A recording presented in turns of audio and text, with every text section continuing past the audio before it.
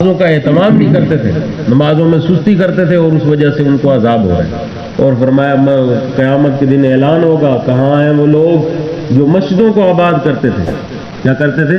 مسجدوں کو آباد کرتے تھے، آج وہ اللہ کی رحمت کے سائے میں آ جائے۔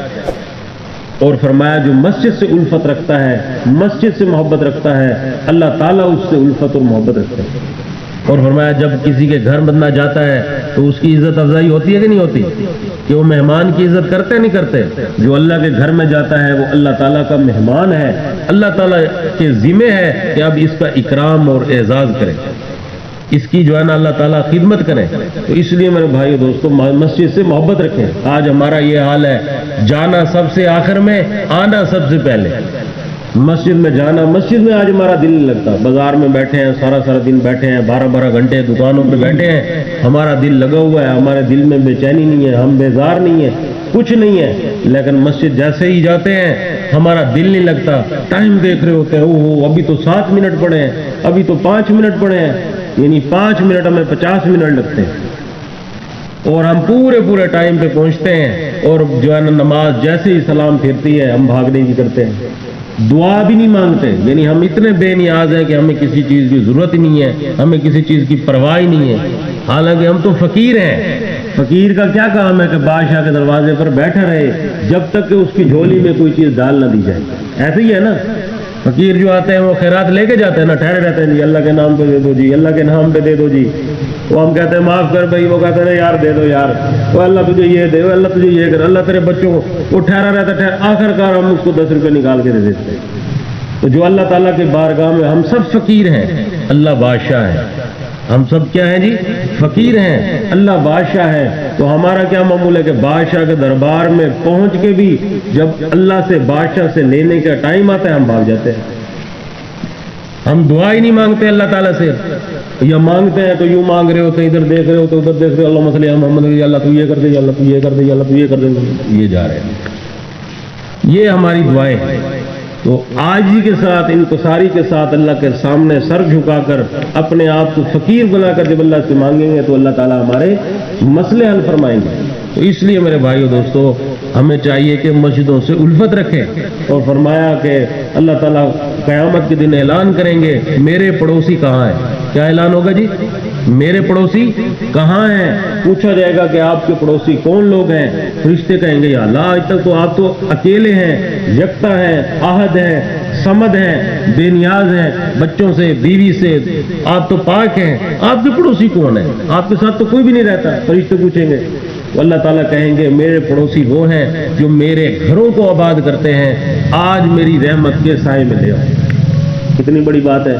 تو اس لیے میرے بھائیوں نماز کے لیے اہتمام سے جانا، 5 7 منٹ 10 منٹ اگر پہلے چلے جائیں گے اور جا کر مسجد میں نماز کے انتظار میں بیٹھیں گے، فرمایا جتنی دیر بندہ انتظار میں نماز کی بیٹھتا ہے اللہ تعالیٰ جو ہے نا اس کو اس کا ثواب عطا فرماتے ہیں، فرشتے اس کے لیے رحمت اور مغفرت اور برکت کی دعائیں کرتے ہیں۔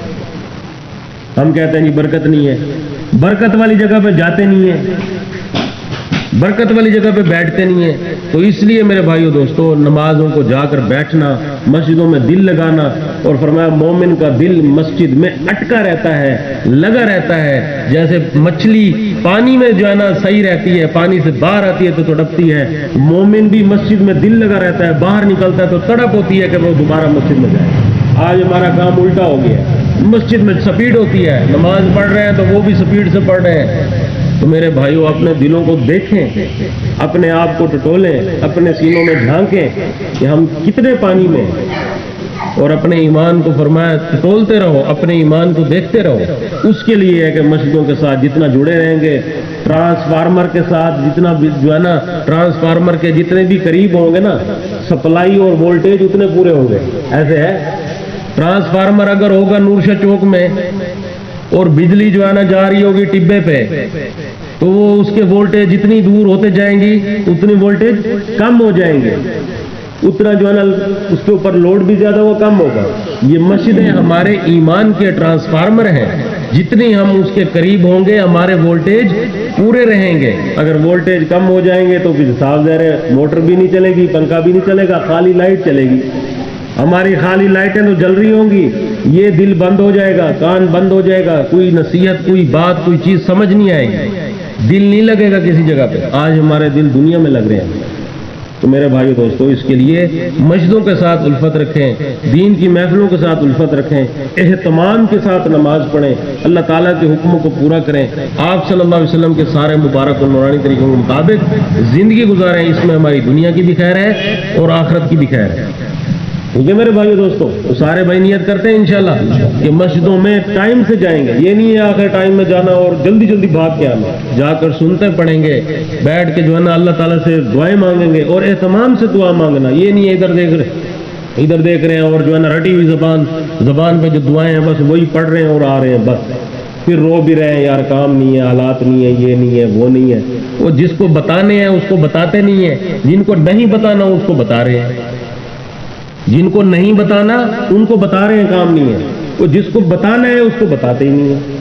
تو اس لیے میرے بھائیو دوستو، اللہ تعالیٰ کے حکموں کو پورا کریں اور اللہ تعالیٰ سے اپنی ہر ضرورت اور حاجت کو پورا کریں۔ تو سارے بھائی انشاءاللہ نیت اور ارادہ کرتے ہیں کہ 5 وقت انشاءاللہ العزیز نمازوں کو ادا کریں ہر صورت میں، اور خود بھی پڑھیں، اپنے دوسرے مسلمان بھائیوں کو، دوستوں کو، ملازموں کو، مالکوں کو، بہنوں کو، بیویوں کو، بیٹیوں کو، ماؤں کو، سب کو نماز کی تلقین کریں۔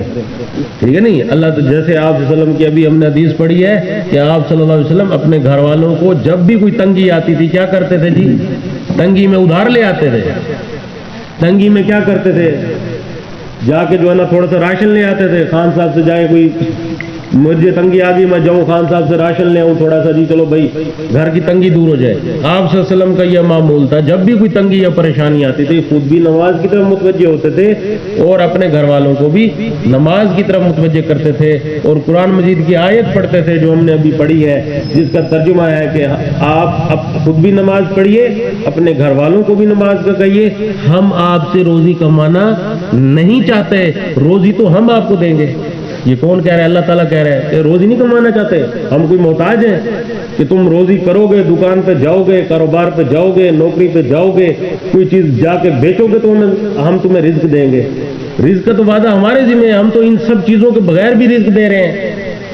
ٹھیک ہے نا میرے بھائی؟ اس لیے نمازوں کا اہتمام کرو۔ سارے بھائی انشاءاللہ کوشش کرتے ہیں، اللہ تعالیٰ مجھے آپ کو عمل کرنے کی توفیق عطا فرمائے۔ الحمدللہ رب العالمین۔